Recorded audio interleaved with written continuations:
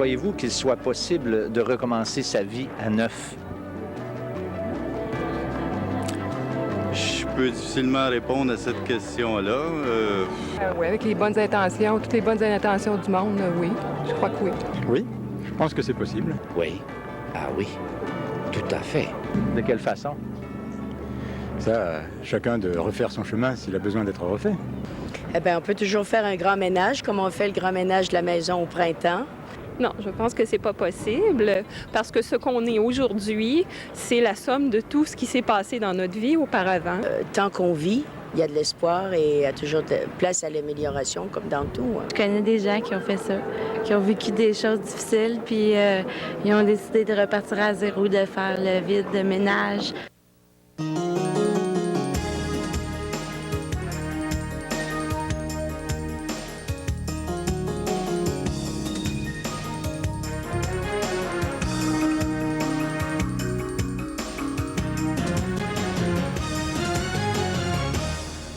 Eh bien, bonjour et re-bienvenue à l'émission L'heure de la bonne nouvelle. On est très heureux de vous retrouver à nouveau ce matin et on espère que vous allez passer les 30 prochaines minutes avec nous puisqu'on a de belles choses à vous faire découvrir.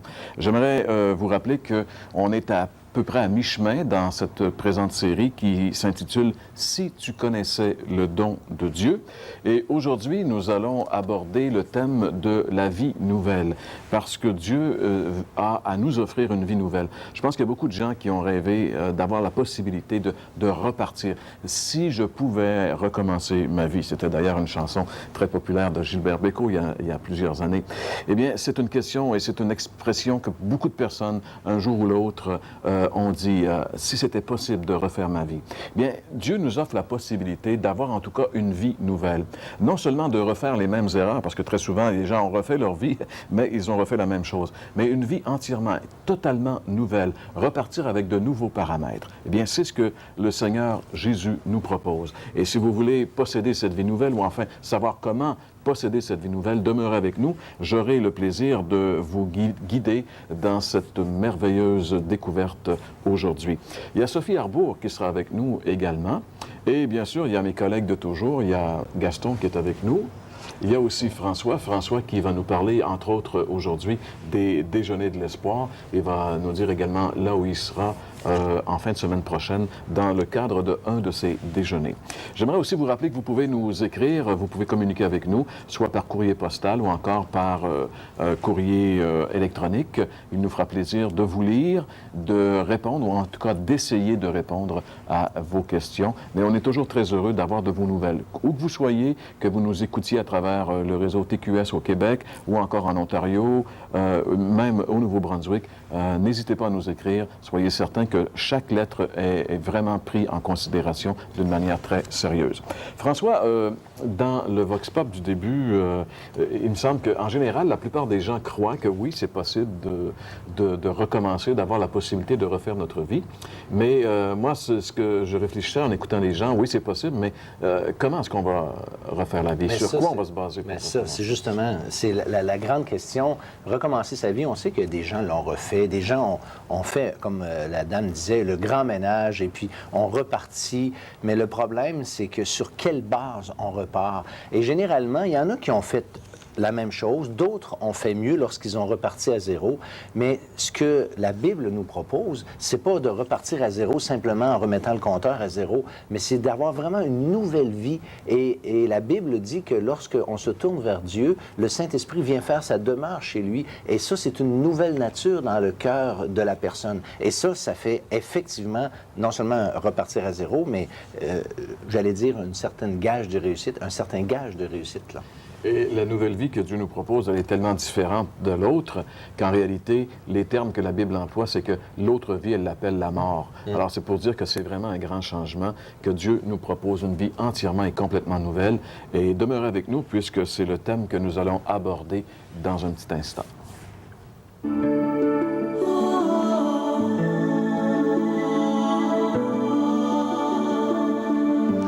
Est-ce vrai que la Bible parle d'un nouveau départ? Non seulement la Bible parle de la possibilité d'un nouveau départ, mais elle affirme aussi la nécessité d'un nouveau départ. À l'image un peu comme un commerce qui se meurt, l'homme moderne a vraiment besoin d'un nouveau départ. Et la Bible enseigne que l'homme, en fait, a besoin d'une nouvelle administration. Voici d'ailleurs en quels termes les Écritures s'expriment à ce sujet.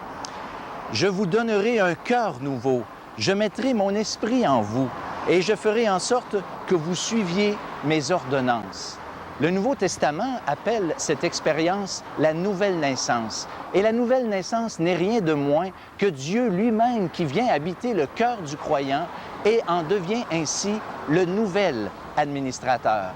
De telle sorte que cette personne qui fait cette expérience devrait voir dans sa vie de tels changements qu'elle serait presque justifiée de se promener avec une pancarte sur laquelle serait écrit « Nouvelle administration ». C'est vraiment ce que la Bible nous enseigne. Oui, la Bible parle d'un nouveau départ, et ce, avec l'administration même de Dieu dans la vie de chaque personne qui croit.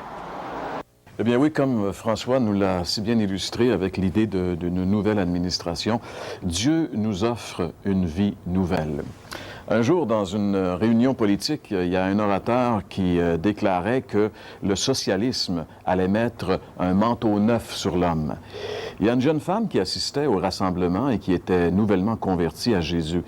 Elle se leva, prit la parole et dit bravement, « Oui, le socialisme peut peut-être mettre un manteau neuf sur l'homme, mais seul Jésus peut mettre un homme nouveau dans le manteau. » Bien, voilà exactement ce que Dieu nous offre, une vie nouvelle.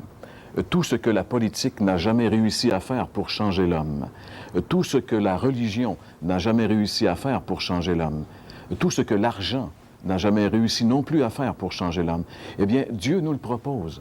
Dieu nous offre une vie nouvelle pour tous ceux et celles qui se tournent vers lui en se confiant entièrement et totalement en ce que Jésus a accompli une fois pour toutes sur la croix du Calvaire il y a 2000 ans.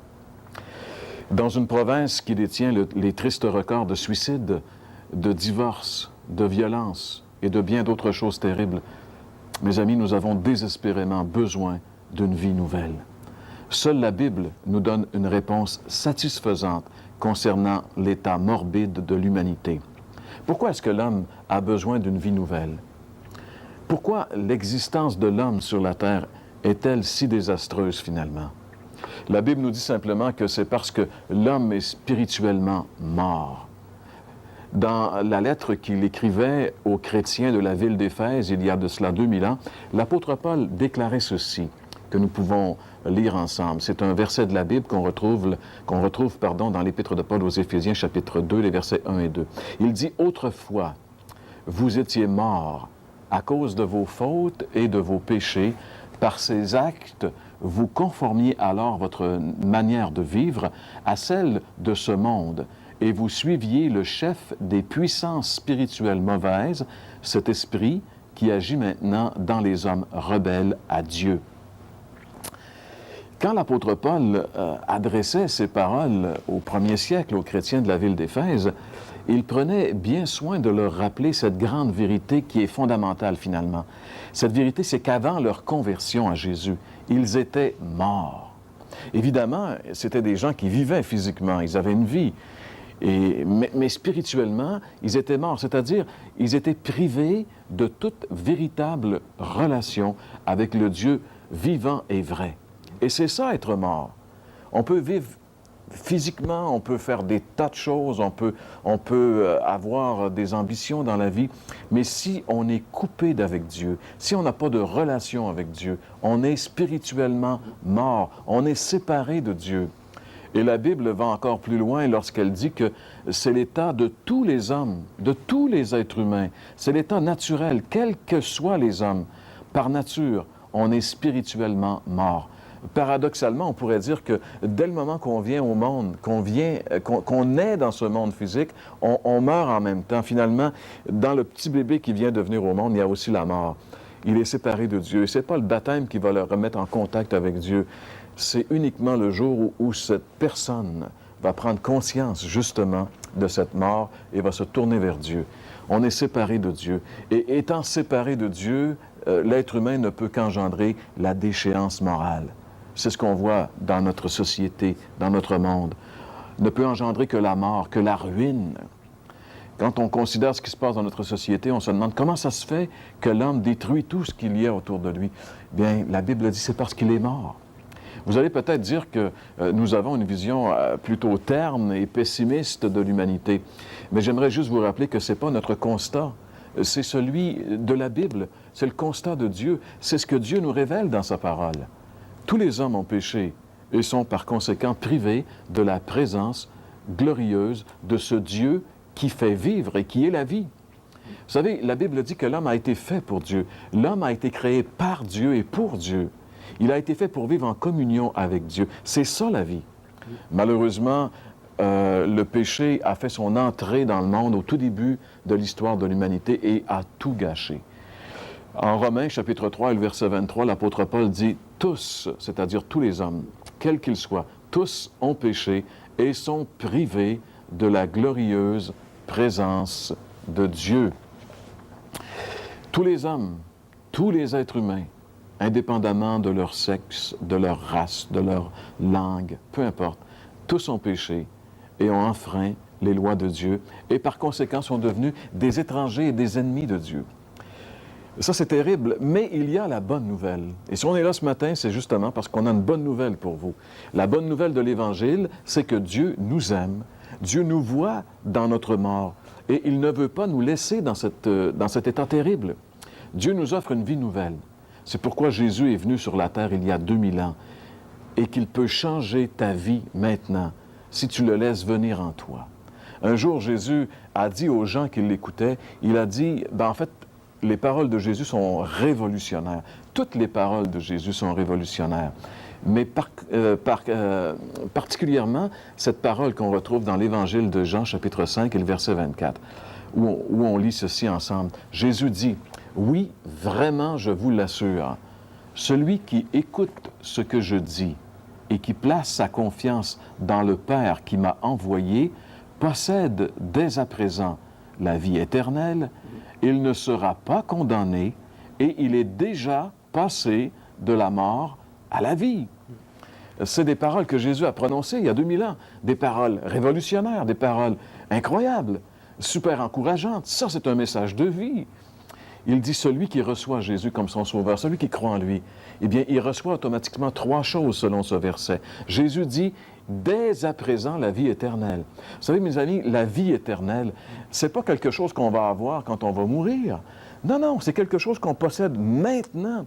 Lorsque quelqu'un se tourne vers le Seigneur Jésus-Christ, le voit avec les yeux de la foi sur la croix, qui porte ses péchés et qui le reçoit comme son sauveur, à ce moment précis, il obtient la vie éternelle. Il se passe un miracle. Il naît de nouveau. Il possède dès à présent la vie éternelle. Vous savez, être chrétien, c'est pas être entré dans une nouvelle religion. Il y a des gens qui disent « Je suis entré chrétien ». Je ne sais pas ce que ça veut dire. La Bible n'utilise jamais ce langage-là. On n'entre pas chrétien comme on entre à Chevalier de Colomb ou comme on entre, je ne sais pas dans quel club optimiste. On devient chrétien par un miracle, parce qu'on a obtenu par la foi en Christ la vie éternelle. C'est ça être chrétien. C'est posséder maintenant la vie éternelle. Je peux dire, j'ai maintenant la vie éternelle. J'ai cette nouvelle vie qui n'aura jamais de fin. La Bible dit, même Jésus a dit, celui qui croit en moi vivra même s'il meurt. Il a la vie éternelle. Mais cette vie éternelle, c'est de pouvoir communiquer avec Dieu. Je parle à Dieu, Dieu me parle, Dieu agit, Dieu intervient dans ma vie. Je suis plus seul. C'est ça. Alors Jésus dit, il a maintenant la vie éternelle. Deuxièmement, il dit, il évite la condamnation. Celui qui croit en moi, dit Jésus, évite la condamnation. Vous savez, Dieu, on a parlé il y a quelques semaines de la justice, parce que Dieu est aussi le juge de l'univers. Et Dieu est un juge saint. Il n'y a rien de souillé qui va rentrer dans la présence de Dieu. Et la Bible nous avertit clairement qu'il y a un jour de jugement qui vient.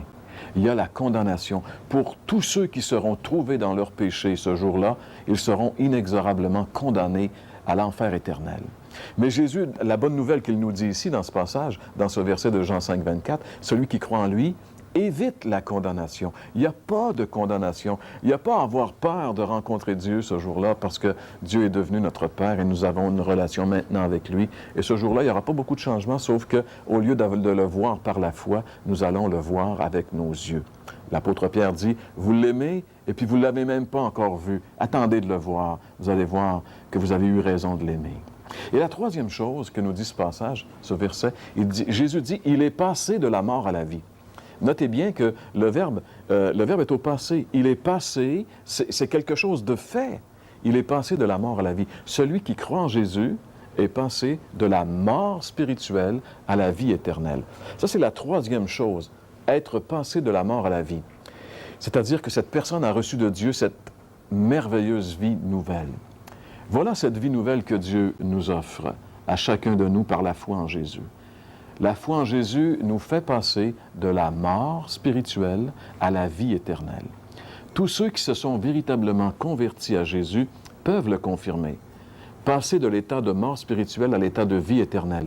Quel merveilleux changement!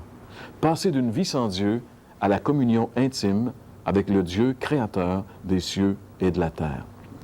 Passer d'une vie vide, d'une vie sans but, à une vie abondante. Voilà ce que Dieu nous offre. Cette nouvelle vie que Dieu nous offre est essentiellement l'entrée dans la sphère spirituelle de la connaissance du Dieu véritable et créateur de toutes choses. Cette nouvelle vie, elle est pour tous parce que tous, peu importe leur état, sont privés par nature de Dieu. Le plus vil des criminels, comme aussi les personnages les plus religieux et les plus moraux. Habituellement, on porte un regard moral sur les gens. On dit, oh, un bandit, un assassin, un criminel. Lui, il a besoin de changer de vie. Mais la personne religieuse, la personne morale, le bon père de famille qui gagne sa vie, même religieux, qui assiste au service religieux, on dit, lui, il n'a pas besoin de changer de vie, il a une bonne vie. Mais le regard de Dieu est différent. Autant l'un que l'autre ont besoin d'avoir cette vie nouvelle. D'ailleurs, un jour qu'il s'entretenait avec probablement l'individu le plus moral en Israël, Jésus a simplement révélé à cet homme qu'il devait naître une seconde fois s'il voulait vraiment saisir les choses de Dieu et entrer dans le royaume de Dieu. On peut lire ce texte dans l'Évangile selon Jean, chapitre 3, les versets 1 à 6. Il y avait un homme qui s'appelait Nicodème, un membre du parti des pharisiens. C'était un chef des Juifs. Il vint trouver Jésus de nuit et le salua en ces termes, « Maître, nous savons que c'est Dieu qui t'a envoyé pour nous enseigner, car personne ne saurait accomplir les signes miraculeux que tu fais si Dieu n'était pas avec lui. » Jésus lui répondit, « Vraiment, je te l'assure, à moins de renaître d'en haut, personne ne peut voir le royaume de Dieu. » « Comment un homme peut-il naître une fois vieux ?» s'exclama Nicodème. « Il ne peut tout de même pas retourner dans le ventre de sa mère pour renaître. »« Vraiment, je te l'assure, reprit Jésus, à moins de naître d'eau, c'est-à-dire de l'esprit, personne ne peut entrer dans le royaume de Dieu. Ce qui naît d'une naissance naturelle, c'est la vie humaine, naturelle. Ce qui naît de l'esprit est animé de l'esprit. » Ce grand théologien qui croyait posséder la maîtrise de Dieu, eh bien, le Seigneur lui révèle une vérité fondamentale. Il lui dit, pour connaître Dieu, il faut naître à une vie nouvelle. C'est pas suffisant de détenir un doctorat en théologie. C'est pas suffisant d'avoir un bac en théologie. C'est bien, c'est merveilleux, c'est beau d'être instruit, mais ça ne fait pas de nous de nouvelles créatures. La vie spirituelle, la vie même de Dieu, ne s'obtient pas par le moyen de la connaissance. Nous avons tous besoin d'une vie nouvelle parce que, justement, la naissance physique naturelle ne nous permet pas, à cause du péché qui l'habite, d'entrer en contact avec Dieu et de vraiment, en conséquence, connaître la vraie vie. Mais peut-être que vous vous posez la même question que se posait Nicodème quand Jésus lui a révélé cette grande vérité. Vous savez, Nicodème, c'est un homme très instruit, c'est un homme très moral, c'est ce genre de personnage qui jeûnait 2 fois par semaine, qui donnait la dîme de tous ses revenus, qui manquait jamais une réunion à l'Église. Nicodème ne remettait pas en question le bien fondé de cette nouvelle naissance parce qu'il savait que malgré toute sa religion, il était vide. S'il est venu voir Jésus de nuit, c'est que lui, le dirigeant religieux d'Israël, ne savait même pas où il allait. Il était aveugle, il était mort. Il est venu voir Jésus parce qu'il était vide, il ne connaissait pas la vraie vie. Alors, il ne demande pas pourquoi, mais il demande comment. Comment est-ce qu'un homme peut naître à cette nouvelle vie? Comment avoir cette nouvelle vie? Comment naître de nouveau? Et c'est à cette question que Jésus répond, « dans ces deux versets que nous pouvons lire ensemble dans la suite de cet entretien que Jésus a eu avec Nicodème, Jean chapitre 3, les versets 14 et 15.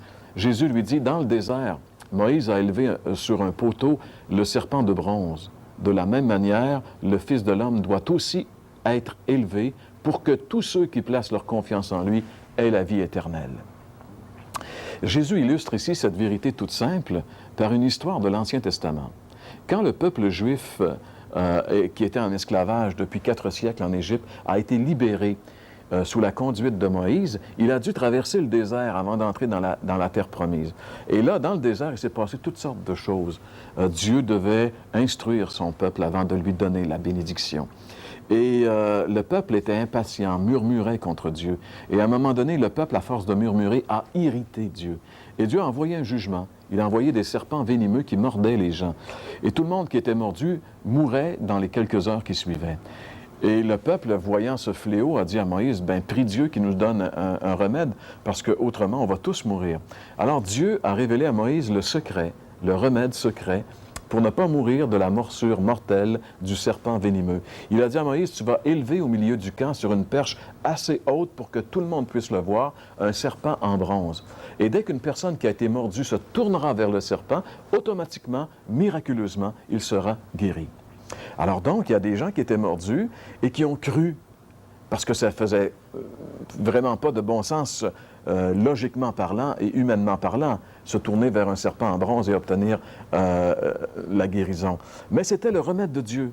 Alors ceux qui se tournaient vers le serpent étaient guéris. Vous savez, la vie nouvelle, la vie éternelle s'obtient uniquement en plaçant notre confiance en Jésus et en ce qu'il a fait sur la croix une fois pour toutes. Parce que Jésus a été élevé sur une croix, sur un poteau, au milieu de l'histoire de l'humanité. Et dès qu'on porte nos regards sur lui, notre vie prend une nouvelle tournure.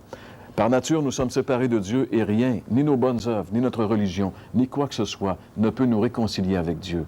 Rien sinon la foi en Jésus. Cette foi qui transforme nos vies. Dans la deuxième lettre de Paul aux Corinthiens, chapitre 5, le verset 17, on peut lire ceci ensemble. Paul dit, « Ainsi celui qui est uni au Christ est une nouvelle créature. Ce qui est ancien a disparu, voici, ce qui est nouveau est déjà là. » Celui qui est uni au Christ, c'est une nouvelle créature. Voilà la nouvelle vie que Dieu nous offre. L'important, c'est de savoir si oui ou non nous sommes unis au Christ. Es-tu vraiment uni au Christ? Quand Jésus est venu sur la terre, il a coupé l'histoire de l'humanité en deux. Depuis ce jour, on compte les années avant Jésus-Christ et les années après Jésus-Christ. Est-ce que toi qui écoutes cette émission, tu peux dire que Jésus a aussi coupé ta petite histoire personnelle en deux? Peux-tu dans ta vie compter les années avant Jésus-Christ et les années après Jésus-Christ? Aimerais-tu pouvoir le dire? Voudrais-tu maintenant recevoir la vie nouvelle que Dieu t'offre? Reconnais premièrement que tu es pécheur. La Bible dit tous ont péché et sont privés de la gloire de Dieu. Deuxièmement, crois que Dieu t'aime. La Bible dit Dieu a tant aimé le monde qu'il a donné son Fils unique pour que tous ceux qui placent leur confiance en lui échappent à la perdition et aient la vie éternelle. Et finalement, tu dois le recevoir comme ton sauveur personnel. Dans l'Apocalypse, Jésus dit « Je suis à la porte et je frappe. Si quelqu'un entend ma voix et ouvre, j'entrerai et je souperai avec lui. » Dans une simple prière, tu peux inviter Jésus à venir dans ta vie maintenant et à en prendre le contrôle. Et tu connaîtras la nouvelle vie que Dieu te propose. Tu n'as qu'à dire simplement, Seigneur Jésus, je reconnais que c'est mes péchés qui t'ont fait souffrir et mourir sur la croix. Et Seigneur, ce matin, je t'invite, viens dans ma vie, prends ma vie et à partir d'aujourd'hui, fais de moi ce que tu veux que je sois.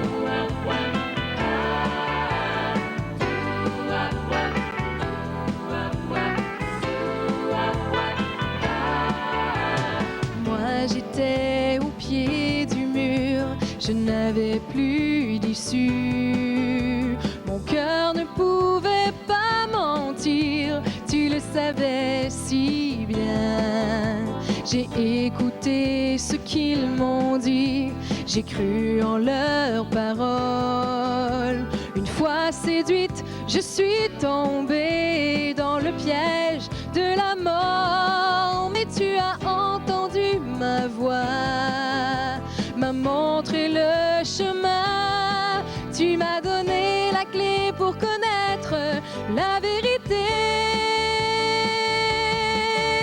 La vie, ce n'est pas souffrir, il cesser de croire à tous ces mensonges. La vie, ce n'est pas courir et de se perdre dans un chemin si sombre. La vie, c'est plutôt sourire à l'Éternel qui t'ouvre ses bras. La vie, c'est lui.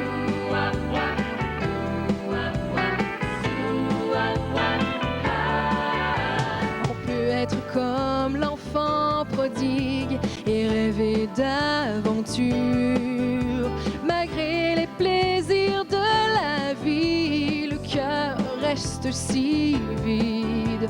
Tôt ou tard, on cherche à trouver une raison de vivre. C'est alors qu'il faut regarder à celui qui nous aime, car il peut entendre ta voix et te montrer le chemin, car c'est en lui qu'est placée la clé de la vérité. Oh, la vie, ce n'est pas souffrir, il faut cesser de croire à tous ces mensonges. La vie, ce n'est pas courir et de se perdre dans un chemin si sombre. La vie, c'est plutôt sourire à l'Éternel qui t'ouvre ses bras. La vie, ce n'est pas souffrir, il faut cesser de croire à tous ces mensonges. La vie, ce n'est pas courir et de se perdre dans un chemin si sombre. La vie, c'est plutôt sourire à l'Éternel qui t'ouvre ses bras. La vie, c'est lui. Oh oui, la vie, c'est lui. Oh oui, la vie, c'est lui. Merci beaucoup, Sophie Arbour, qui chantait « Oui, la vie, c'est lui. Sans lui, c'est pas la vie, c'est la mort. » Alors, on espère qu'il est celui qui contrôle toute votre vie. J'aimerais juste vous rappeler en terminant que c'est pas cette semaine, mais c'est samedi prochain que François sera dans un déjeuner de l'espoir. La semaine prochaine, il nous donnera les coordonnées de ce déjeuner. Et puis nous, c'est déjà le temps de vous dire de passer une très bonne semaine et d'être avec nous à nouveau la semaine prochaine pour une autre émission de l'heure de la bonne nouvelle.